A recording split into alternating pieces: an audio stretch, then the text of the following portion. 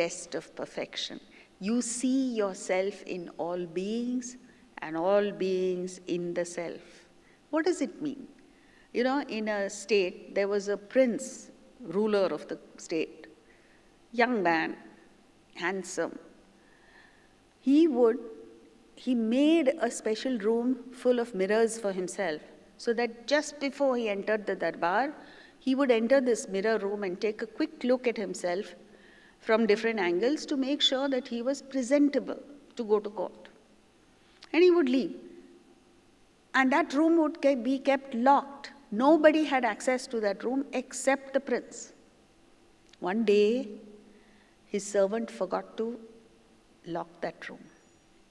And the prince's dog, the only royal dog in that entire palace, entered that room.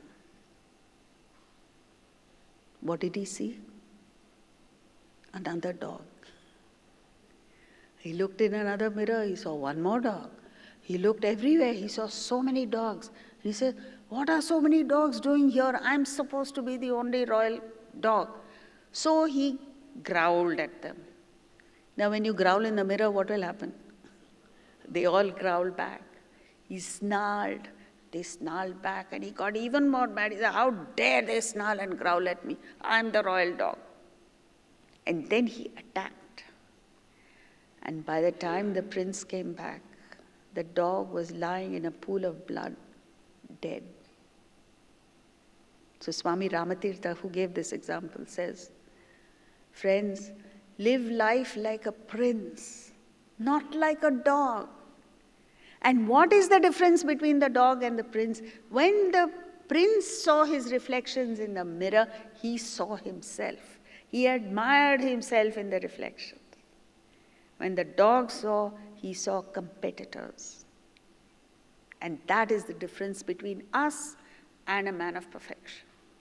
We look at others, we snarl at them, we growl at them, we attack, and we kill ourselves. He says, live like a prince. You see others, you should be able to see yourself in them, just as you see in your children. You look at your child, you never feel competitive. I hope not. You don't feel competitive towards your child. The greater your child grows, the prouder you feel.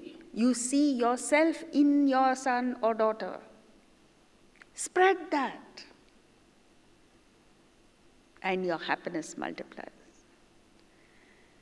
So all this vision changes slowly with the intake of knowledge of the Bhagavad Gita.